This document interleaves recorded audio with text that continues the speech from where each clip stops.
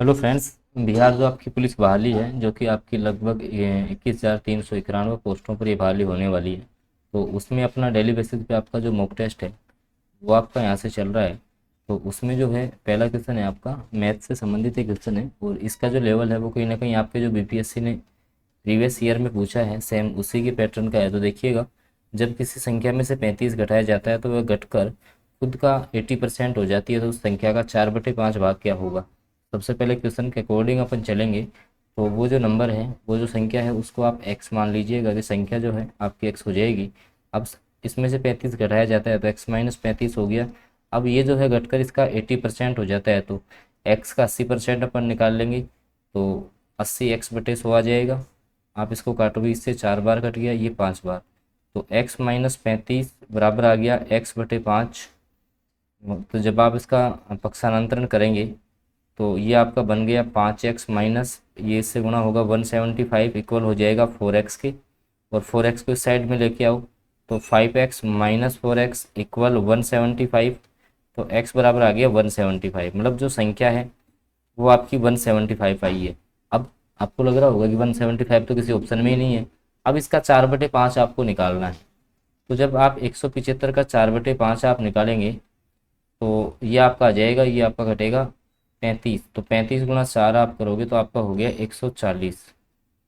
तो ऑप्शन जो डी है वो सटीक आंसर हो जाएगा। या आप इसी क्वेश्चन को जो है ऑप्शन के माध्यम से भी कवर कर सकते हो कि जैसे मान लो कि 140 है, ठीक है, जो संख्या है, तो उसको जोड़ने के लिए उसका 4/5 है, मतलब ये 4/5 है, पूरी संख्या आपको निकालनी है, ठीक है। तो किसी भी प्रकार से आप इसको हल कर सकते हो, ऑप्शन से भी या इस तरीके से भी, ठीक है। और लास्ट में आपको जो है इसका 4/5 बताना था, तो 140 आ गया। ऑप्शन जो डी है वो सटीक आंसर हो गया इसका। अगला क्वेश्चन देख लीजिएगा। एक जोकर ने 7 सेंटीमीटर त्रिज्या वाला और 25 सेंटीमीटर ऊंचाई वाला एक शंकु आकार का टोन पहना हुआ है। तो शंकु के आकार का तो ये आपका एक तरीके से कौन बन गया है। अब इसकी जो आपको रेडियस दे रखी है, इसकी रेडियस 7 सेंटीमीटर है और इसकी जो ऊंचाई है वो आपकी दे रखी है 15 सेंटीमीटर। इसकी ऊंचाई आपकी 15 सेंटीमीटर है। अब शंकु के आकार का है तो शंकु का जो आयतन होता है, शंकु का आयतन जो होता है वो आपका होता है 1/3 πr²h। 1/3 πr²h, जहाँ आर की वैल्यू आपके पास 7 सेंटीमीटर है और इसकी जो हाइट है वो आपकी 15 सेंटीमीटर है। तो शंकु का जो आयतन होगा 1/3 πr² हो गया। अब इसमें आपको वैल्यू पुट करनी है 1/3 इंटू पाई की वैल्यू आपकी 22/7 रख देंगे। r², 7 × 7 हो जाएगा, इंटू एच की वैल्यू है 15। 7 से 7 आपका कैंसिल हो गया और 3 से जो है आपका ये 15 कट जाएगा 5 टाइम्स। तो 22 को 5 से करेंगे तो 110, 110 को 7 से गुणा कर देंगे तो आपका आ जाएगा 770 सेंटीमीटर क्यूब।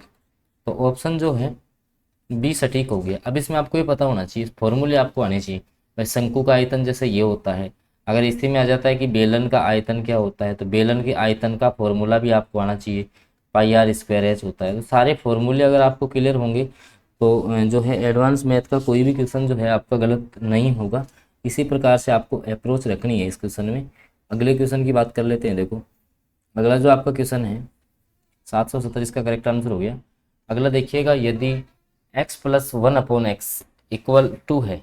आपको देखो थोड़ा फंसाया गया है क्वेश्चन में, x+1/x बराबर 2 दे रखा है और आपसे पूछा है x² + 1/x² की जो वैल्यू है वो आप देखो इसमें अलग अलग आप भाग लगाओगे तो x का भाग x में दोगे तो 1 टाइम जाएगा और 1/x, वही बात है, बराबर 2। भाई इसी को तोड़ मरोड़ के ऐसा लिख दिया था इसने, ठीक है, थोड़ा सा बच्चों को गुमराह करने के लिए। देखिएगा, अब जब आपको पता है कि x जो आपका जो है 1+1 जो x है आपका जो है, अच्छा x+1 तो हाँ, आपका जो है 1+1/x की वैल्यू आपकी जो है 2 आ रही है। तो देखिएगा आप इसमें, अब जो है इस 1 को मैं इस साइड भेजूंगा तो 1/x इक्वल आ गया 2 - 1 होगा तो x की वैल्यू आ जाएगी 1।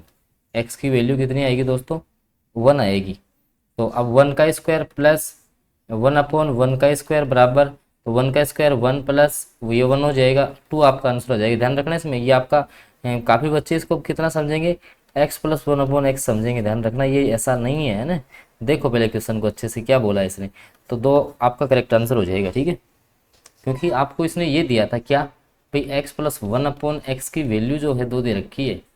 ठीक है, तो आप इसको ऐसे भी हल कर सकते हो। देखो ये x इस साइड चलाएगा 2x बन गया, तो फिर भी आपके x की वैल्यू यहाँ से x बराबर 1 ही आएगा। ठीक है, वो इसमें सेकंड वाले में रख देना, आंसर आ जाएगा आपका। अगला अगला जो आपका क्वेश्चन है दोस्तों, एक 20 लीटर मिश्रण में 20 लीटर कोई मिक्सचर है, टोटल जो आपका मिश्रण है, मिश्रण जो है टोटल आपका, वो आपका दे रखा है 20 लीटर। ठीक है, उसमें दूध और पानी का अनुपात 3:1 है, तो उस मिश्रण में पानी की मात्रा कितनी है। भाई दूध और पानी का अनुपात, दूध अनुपात पानी आपको दे रखा है और 3:1 है, तो उन अनुपातों का जो योग है आपका 3:1 में दे रखा है। अब 3 और 1 कितना हो गया, 4, तो 4 इकाई का मान 20 के बराबर है, तो 1 इकाई हो जाएगी 20/4, कहने का मतलब 5 के बराबर। भाई 4 भाग 20 के बराबर, तो 1 भाग किसके बराबर, 5 के बराबर। तो 5 गुणा 3, 5 गुणा 3 मतलब 15 लीटर तो आपका दूध हो जाएगा, और 1 गुणा 5 मतलब कि 5 लीटर आपका पानी आ जाएगा। क्या पूछा है, पानी की मात्रा। पानी कितना है इसमें, 5 लीटर है। इजी तरीके से आप कर सकते हो। ठीक है, काफ़ी इजी है ये। दूध और पानी है, 3:1 दिया हुआ है, कुल अनुपात 4 हो गया, 4 का मान 20 के बराबर है। ये जो 4 अनुपात है वो किसके बराबर है, 20 के बराबर है, तो 1 जो है आपका 5 के बराबर आ जाएगा। तो ऐसे आप निकालोगे तो 1 अनुपात में ये आपका पानी है, तो 5 लीटर आपका आंसर प्राप्त हो जाएगा। अगला क्वेश्चन देखिएगा, आपका अगला जो क्वेश्चन है कि समान प्रकार के, अच्छा मैं अच्छे से क्वेश्चन को लगा देता हूँ। देखिएगा, समान प्रकार के द्विफोकल लेंसों में ऊपरी और निचले भाग के क्रमशः होते हैं। देखिएगा, मैं आपको बता दूं दोस्तों कि जब भी है अपन, आपका जो द्विफोक्सी लेंस है, कौन सा दोस्तों, आपका द्विफोक्सी लेंस, जब आपका जरा दृष्टि दोष होता है दोस्तों, जरा दृष्टि दोष आपने नाम सुने होंगे।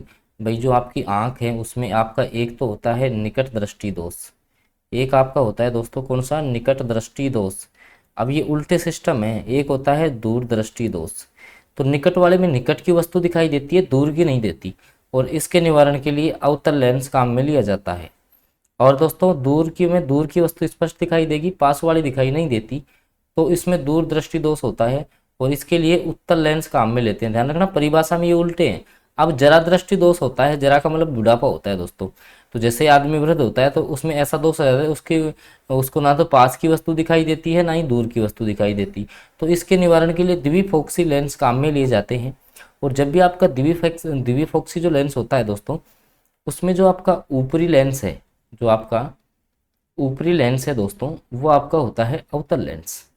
वो आपका कौन सा होता है दोस्तों, तो ये आपका होता है अवतल लेंस। और जो निचला आपका लेंस होगा, निचला लेंस, वो आपका होता है दोस्तों उत्तल लेंस। कौन सा होगा दोस्तों, उत्तल लेंस होगा।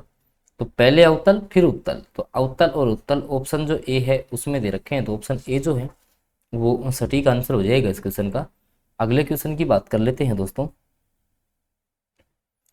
निम्नलिखित में से कौन सी प्रक्रिया दीर्घतर विकिरण का भाग है। अच्छा, दीर्घतर विकिरण, ठीक है, तो चालन है, बिखरना है, समवन है, या आपका विकिरण है। तो देखिएगा, लंबे समय तक जो विकिरण रहेगी, तो लंबे समय तक अगर वो विकिरण बिखर जाएगी तो वो लंबे समय तक जमी रहेगी, ये याद रखना है आपको।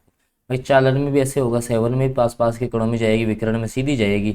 लेकिन जब वो किरण बिखर जाएगी, जैसे मान लो कि यहाँ से कोई किरण निकली है, यहाँ से स्रोत है, यहाँ से कोई किरण एक तो सीधी निकल गई, एक ऐसे बिखरती हुई जा रही है, बिखरती हुई ऐसे यहाँ पहुँची, यहाँ ऐसे, तो वो ज़्यादा समय लेगी, दीर्घतर भाग होगा इसका, तो बिखरना करेक्ट आंसर होगा ऑप्शन बी इस क्वेश्चन का। ठीक है, अगला क्वेश्चन दोस्तों, निम्नलिखित में से कौन एक समान त्वरण के उदाहरण हैं। एक समान जो आपका त्वरण होगा उसका उदाहरण कौन सा है। एक मुक्त रूप से गिरते हुए वस्तु की गति, एक ढलान पर लुढ़कती हुई गेंद की गति, ए और बी दोनों। दोस्तों चाहे से आप मुक्त रूप से वस्तु को गिरा दो, ठीक है, या एक लुढ़कती हुई वस्तु को फेंक दो, तो आपके जो है ये दोनों ही एक समान त्वरण के उदाहरण हैं। दोनों में जो आपका त्वरण है वो समान बना रहेगा। दोस्तों त्वरण किसको बोलते हैं, तो त्वरण आपका होता है वेग में परिवर्तन की दर। वेग में परिवर्तन की दर जो है, वेग में परिवर्तन की जो दर है वो आपका कहलाता है त्वरण। तो जब आपका जैसे मान लो कि मुक्त रूप से वस्तु गिर रही है, या जैसे मान लो कि आपका जो ये ढलान है, ठीक है, ये इसका स्लोप हो गया, यहाँ से कोई वस्तु गिरेगी तो इसका त्वरण भी जो है हर स्थिति में समान रहेगा, तो ये एक समान त्वरण से गति करेंगी। तो चेंज इन वेलोसिटी आपका जो है त्वरण कहलाता है। अगला क्वेश्चन, कोई वस्तु एक तरल में तैरेगी या डूबेगी यदि ये निम्न में से किस पे डिपेंड करता है। दोस्तों इसमें जो है आपका एक आता है आपका घनत्व, और घनत्व का मान होता है आपका द्रव्यमान बटे आयतन। द्रव्यमान आप समझते हैं, द्रव्यमान बटे आयतन। द्रव्यमान का मतलब कि उस में आपका जो है वजन कितना है नॉर्मली, और आयतन का मतलब वो वस्तु कितना स्थान घेर रही है। अगर जो वस्तु ज़्यादा स्थान घेरेगी दोस्तों तो उसका जो घनत्व है वो कम हो जाएगा। घनत्व क्या हो जाएगा दोस्तों, कम हो जाएगा। और जो वस्तु है अगर जैसे कम स्थान घेर रही है तो उसका घनत्व हो जाएगा ज़्यादा। तो अब जो है घनत्व जब कम होगा, आपका घनत्व कम होगा तो आयतन बढ़ेगा, आयतन बढ़ेगा तो आयतन का मतलब कि उसका आकार बढ़ेगा। अब जैसे ज़्यादा आकार की होगी तो वो वस्तु डूबेगी नहीं। तो अब इसमें क्या क्या आपका डिपेंड करता है, क्या केवल वस्तु के द्रव्यमान पे डिपेंड करती है, भाई वस्तु में कितना वजन है उस पर डिपेंड करती है, या द्रव्यमान या तल के घनत्व पे भी डिपेंड करती है। तो दोस्तों ये आपके घनत्व पे भी डिपेंड करेगी, क्योंकि आपको पता है कि घनत्व कहीं ना कहीं, जैसे आपकी जो है एक लोहे की कील आपकी डूब जाती है, जबकि जो जहाज है इतना बड़ा वो नहीं डूबता। तो कहीं ना कहीं ये आपका घनत्व है, भाई जो ज़्यादा स्थान घेरेगा ये इसका घनत्व है। तो आपका द्रव्यमान और तल घनत्व जो है वो दोनों पे डिपेंड करेगी। अगला क्वेश्चन देखिएगा, अगला जो आपका क्वेश्चन है कि 42 ओम के प्रतिरोध 3 प्रतिरोधों को एक संभावित। अब इसमें आपको ये समझना पड़ेगा कि प्रतिरोध, सबसे पहले प्रतिरोध होता क्या है। तो प्रतिरोध जैसे मान लो दोस्तों, आपने अक्सर सुना होगा कि जैसे आपका कोई भी वायर है, इसमें आपकी विद्युत धारा प्रवाहित हो रही है, कोई भी आपका इलेक्ट्रिसिटी इसमें प्रवाहित हो रही है, करंट इसमें फ्लो हो रहा है। तो एकाएक जो है कई बार आपका जो है करंट, या जैसे मान लो विद्युत धारा का मान कम हो जाता है या वोल्टेज कम प्राप्त होता है, तो उसको अपन नॉर्मली आम बोलचाल की भाषा में बोलते हैं कि तार में जो है कार्बन आ गया। एक्चुअली वो जो कार्बन है उसको साइंस की भाषा में बोला जाता है प्रतिरोध। और दोस्तों प्रतिरोध हो, या जैसे मान लो कि आपके जैसे बात करें घरों में जो विद्युत संयोजन है, भाई जो भी आपके उपकरण हैं वो अब ये दो क्रम में जुड़ते हैं। जैसे एक तो आपका होता है समांतर क्रम, एक आपका होता है दोस्तों इसमें श्रेणी क्रम। श्रेणी क्रम में क्या होगा दोस्तों कि ये ऐसे एक साथ आपके जुड़े हुए होते हैं एक साथ। अब श्रेणी क्रम ये है कि सारों में समान रूप से विद्युत धारा जाएगी, भाई विद्युत धारा इसमें जो जाएगी वही इसमें जाएगी, वही इसमें जाएगी। अब घरों में होते हैं ये समांतर क्रम में। समांतर क्रम का मतलब होता है कि आपके जो है इस प्रकार से ये लगे होते हैं। जैसे मान लो कि ये आपका बल्ब का स्विच हो गया, ये आपका फैन का हो गया, या आपका अदर डिवाइसेज हो गया। तो अब जो है यहाँ अलग अलग विद्युत धारा बहेगी, इसमें विद्युत धारा का मान अलग जाएगा, इसमें अलग जाएगा, इसमें अलग जाएगा। अब जो आपका एमसीबी बोर्ड जो काम करता है दोस्तों, वो करता है यहाँ पे आपका एमसीबी बोर्ड काम करता है। जैसे मान लो कि किसी भी जो आपका इलेक्ट्रिक सर्किट है, अगर इसमें शॉर्ट सर्किट हो जाएगा तो तुरंत यहाँ से आपका जो वायर है इस प्रकार से काम करता है, फ्यूज़ का जो आपका वायर है, क्योंकि इस प्रकार से कनेक्ट रहेगा, इस प्रकार से कनेक्ट रहेगा तो आपकी विद्युत धारा बहती रहेगी इसमें। और जैसे ही मान लो कि यहाँ से आपका जो है, अगर जैसे मान लो कहीं भी शॉर्ट सर्किट आपका हो गया है तो यहाँ से तुरंत यहाँ मैसेज पहुँच जाता है, और इसका जो गलनांक है वो बहुत कम होता है, तो ये तार जो है तुरंत यहाँ से हट जाएगा। तो ये जो है एमसी बोर्ड वर्तमान में काम में भी लिए जाते हैं। तो घरों में जो संयोजन होगा वो आपका होता है समांतर क्रम में। अब जो क्वेश्चन में पूछा है कि भाई 3 प्रतिरोधों को जोड़ दिया और एक समबाहु त्रिभुज में ये जुड़े हुए हैं। अब जैसे मान लो कि इसका R1 प्रतिरोध है, इसका R2 है, इसका R3 है, तो आपका जो श्रेणी क्रम है उसका कुल प्रतिरोध होता है R1 plus R2 plus R3। इस फॉर्मूले से निकालोगे। अगर श्रेणी क्रम है तो आपको निकालना है 1/R1 plus 1/R2 plus 1/R3। तो आप ये वाला फॉर्मूला लगाएंगे तो इसका जो है सटीक आंसर आपको प्राप्त हो जाएगा। अगले क्वेश्चन की बात करते हैं, देखिएगा अगला जो क्वेश्चन है, ध्वनि तरंगे किस में सबसे तेज चलेंगी। भाई आवाज़ जो है वो किस में सबसे अधिक गति से प्रवाहित होगी। तो देखिएगा ध्वनि जो तरंगे हैं दोस्तों उनकी जो गति का क्रम होता है, ठोस में जो है सर्वाधिक जो गति करती हैं, उसके बाद आपके द्रव में करेंगी, फिर गैस में।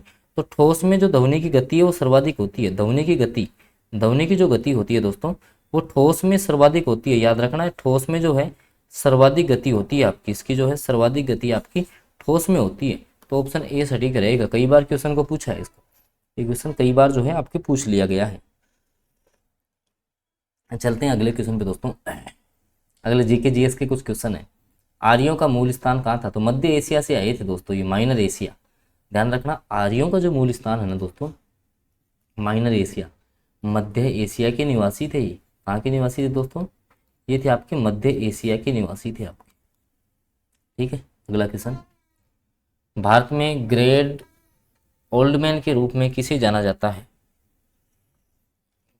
तो देखिएगा, grand old man of India जो है वो दादा भाई नारोजी को कहा जाता है। ऑप्शन ए जो है वो सटीक हो जाएगा दोस्तों। और ये सारे मैं आपको बता रहा हूँ कि अगर 21,391 वैकेंसियों में कहीं ना कहीं आपको अपना सिलेक्शन सुनिश्चित करना है दोस्तों, तो आप डेली बेसिस पे मॉक टेस्ट जरूर लगा ले। यहाँ मैं क्वेश्चन के साथ में जो है उसकी पूरी जो थ्योरी है वो भी आपको कंप्लीट करवाने की कोशिश करता हूँ। तो आप जो है डेली बेसिस पे क्लास से जरूर जुड़ें। अगला क्वेश्चन, सविनय अवज्ञा आंदोलन के बारे में कौन सा कथन सही है? तो देखिएगा, सविनय जो अवज्ञा आंदोलन, इसकी शुरुआत चंपारण यात्रा के साथ में हुई थी, ठीक है, या गांधी इरविन जो आपका समझौता हुआ था, जो कि आपका 1931 में हुआ था, इसके तहत कांग्रेस सविनय अवज्ञा आंदोलन स्थगित करने के लिए तैयार थी। बिल्कुल, ऑप्शन जो बी है वो सटीक आंसर हो जाएगा। अगला जो आपका क्वेश्चन है कि उत्तर वैदिक काल में इंद्र का स्थान किस देवता को मिला? ऑप्शन है प्रजापति, वेदापति, दिग्विजय, ब्रह्मा। तो इसमें प्रजापति याद रख लेना। ऑप्शन ए जो है वो सटीक आंसर रहेगा इस क्वेश्चन का। अगला क्वेश्चन दोस्तों, भारतीय जो आपकी राष्ट्रीय कांग्रेस थी उसका प्रथम अधिवेशन मुंबई में हुआ था। आपको मैं बता देता हूँ कब वो, कहाँ हुआ था दोस्तों, मुंबई में हुआ था, 1885 में हुआ था। इसकी अध्यक्षता की थी आपकी व्योमेश चंद्र बनर्जी ने। किसने अध्यक्षता की थी दोस्तों? व्योमेश चंद्र बनर्जी ने। ऑप्शन डी जो है वो सटीक आंसर हो जाएगा इस क्वेश्चन का। अगले क्वेश्चन की बात कर लेते हैं, निम्न में से कौन सा सुमेलित नहीं है? बताओ। देखिए, अलाई दरवाजा अलाउद्दीन खिलजी ने बनवाया, सही बात है। जमात खाना जो मस्जिद है वो बलबन ने नहीं बनवाई थी। कुतुब मीनार इल्तुतमिश, हिसार फिरोज शाह तुगलक ने बसाया था। बिल्कुल। तो ऑप्शन सी, सॉरी, ऑप्शन जो बी है वो आपका इनकरेक्ट हो जाएगा। ठीक है, अगला क्वेश्चन, निम्नलिखित में से किसने कहा कांग्रेस वास्तव में बिना हथियार के गृह युद्ध में खड़ी है? तो दोस्तों ये जो है सर सैयद अहमद खान ने जो है ऐसा कहा था कि कांग्रेस वास्तव में बिना हथियार के जो है एक गृह युद्ध में खड़ी हो गई है। ऑप्शन ए जो है वो सटीक आंसर रहेगा। अगला है, किस युद्ध में हार के बाद नेपोलियन को हेलेना द्वीप पर निर्वासित कर दिया? मतलब कि हेलेना द्वीप जो इनसे छीन लिया गया था नेपोलियन से। तो कौन से युद्ध के बाद एक आपका जो युद्ध हुआ था दोस्तों, फेमस युद्ध था वाटरलू का युद्ध, जिसमें नेपोलियन आपका हार गया था। इंग्लिश के कुछ क्वेश्चन है, देख लीजिएगा। ये इंग्लिश के कुछ क्वेश्चंस भी मैंने समाहित किए हैं, ठीक है। जैसे करेक्ट स्पेल्ड कौन सा है, भाई करेक्ट जो है इसमें मीनिंग कौन सा है? तो आपको पता है ट्रीटमेंट का मीनिंग ये होता है। आगामी जो भी आपके मैं मॉक टेस्ट लेके आऊँगा दोस्तों, उसमें अब आपके जैसे हिंदी इंग्लिश के क्वेश्चन है, हिंदी है, इंग्लिश के क्वेश्चन हैं, बाकी जैसे करंट अफेयर है, क्योंकि आपको पता है कि आपका जो एग्ज़ाम है वो सितंबर माह में है, ठीक है। ये डेट भी आपकी जो है आ चुकी है कि सितंबर में एग्ज़ाम है। तो आपको तो मैं इतना ही कहूँगा कि डेली बेसिस पे अगर आप यहाँ से मॉक टेस्ट लगा लोगे ना, तो एग्ज़ाम के लेवल के हर सब्जेक्ट को जो है आप यहाँ से कवर कर लोगे। बाकी आप चैनल को सब्सक्राइब अगर नहीं किया है तो आप सब्सक्राइब कर लेंगे और साथ में जो है बेल नोटिफिकेशन को ऑन कर लें, ताकि आगामी जो वीडियोज़ हैं उसकी जानकारी भी आपको प्राप्त होती रहे।